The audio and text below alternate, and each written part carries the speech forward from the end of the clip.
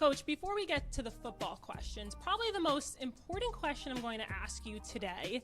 You've heard Hue knew, Hue dat. I already threw a Hue already know out on the air. What's the best Hue nickname or pun you've heard?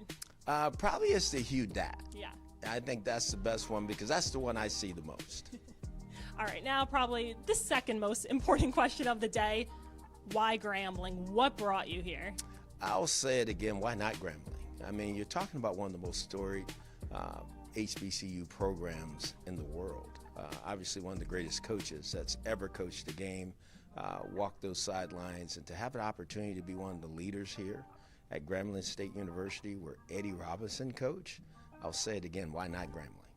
And what brought you here as the leader? I guess take us through that whole process. When did the opportunity come about? What were those conversations like? And what were all those steps that led you to sitting in this chair with me? Well, it was Dr. Travian Scott. The conversations we started to have along with President Gallo, I mean, obviously he had to give the seal of approval for it.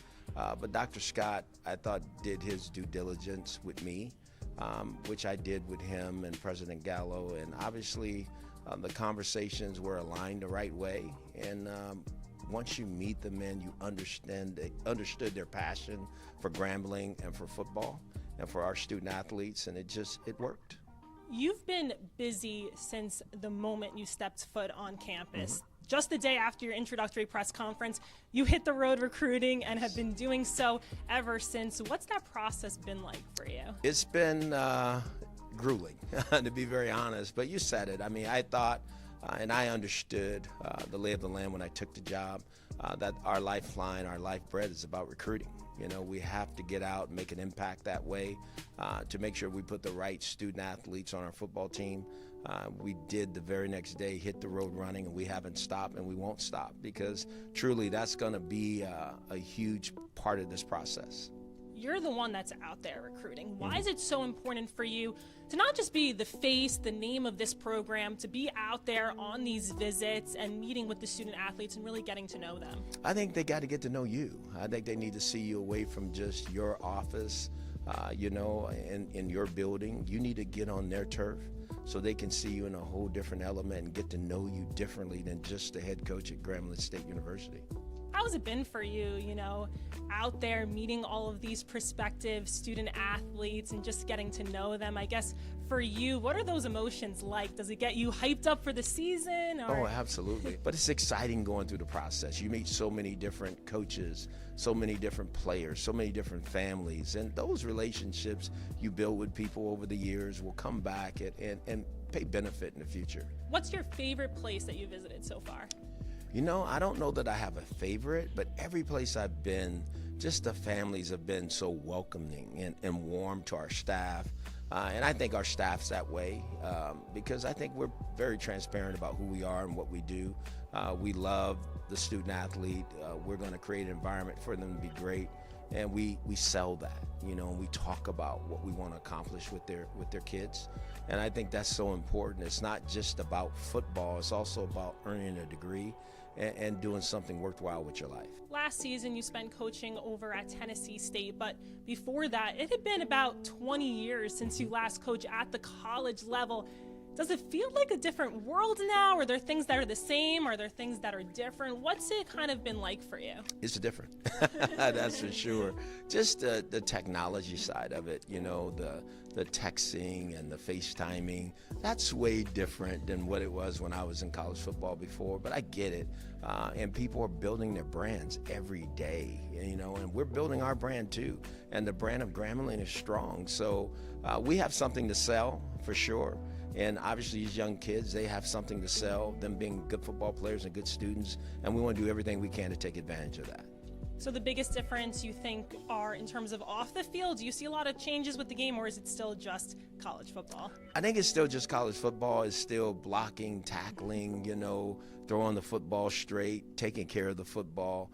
All those things are still what it is. But I think what's really changed is now this NIL has come on the scene where these players can be paid for their name, image, and likeness. And I think you have to understand it. I think you have to do a great job of educating your team about it so that they understand everything that comes with it. You coached under Eddie George last year at Tennessee State. Your first stint coaching at an HBCU. What did you learn from that year, and what are some things that you picked up that you want to transfer over here at Grambling? Well, I really enjoyed it. Being back on the grass, working with Eddie and that coaching staff and the university. First, I have a real admiration for them. But what I learned is that you really have to be involved with the student athlete on a whole different level. Because the hat you wear as the head coach is many. You're not just the head coach, but you're really more like dad, counselor, cook, field guy. You kind of have to have all those hats on as you walk this line. So I get it, but I think I have a tremendous staff that will assist me and help me, and I feel good about the challenge. Your first game with Tennessee State was actually against Grambling. If you go back to that moment, would you have ever imagined that just 1 year later, you'd be the head coach of the program on the other sideline? I did not think of it that way for sure. We went into that game really shorthanded. We had a COVID battle that we were dealing with. We played our sixth quarterback in that game. It was different and difficult, but at the same time, I saw a team on the other side that was tough, physical. They looked like they loved the game. They loved wearing the G on their helmet, and they played extremely well that day. What made you decide that you wanted to come back and coach again at the college level? You reach the peak in the NFL, and then you're coming back to a college. What makes you excited about this opportunity? Well, I love coaching. I love leading men. I think that's what I'm very passionate about. I think we understand the National Football League is different, and there's a 101-year history of the league. There's only been 19 minority head coaches, and I was fortunate enough and blessed to do it twice, and I'm very thankful for that. But when I think about the impact that I can have on these student athletes and really help prepare them for the next level if they have an opportunity to play in the next level, but also prepare them for life and the things that I think they're going to need, the tools that they will need to be successful away from Grambling State University and away from the football field, well, I think that's where I can really lend a huge helping hand.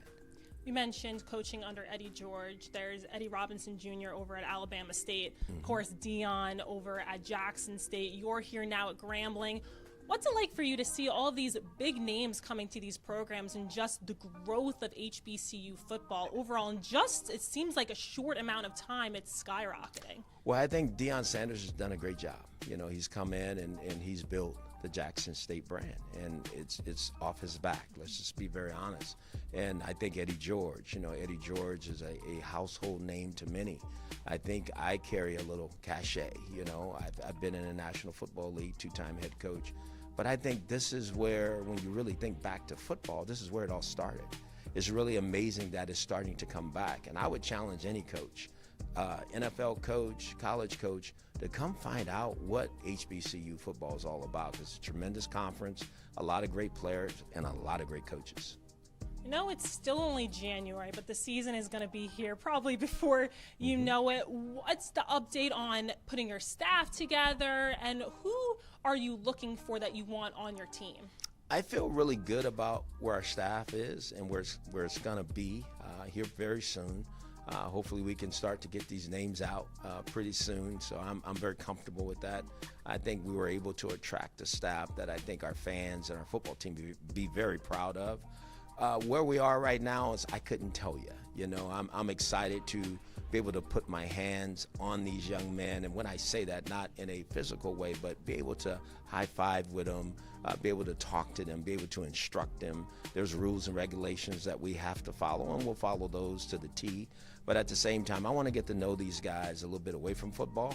So I really need to find out what makes them tick, because there's a lot of guys we're responsible for, first in the classroom and on the football field. So there's a lot of different areas that I want to find out more about the players that are here.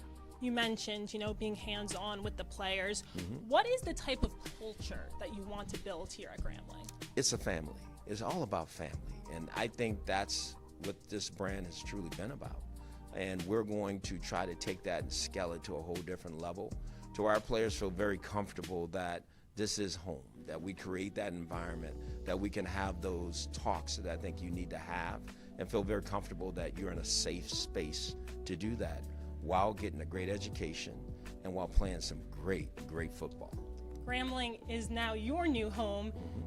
What does it mean to you to now be a part of the G?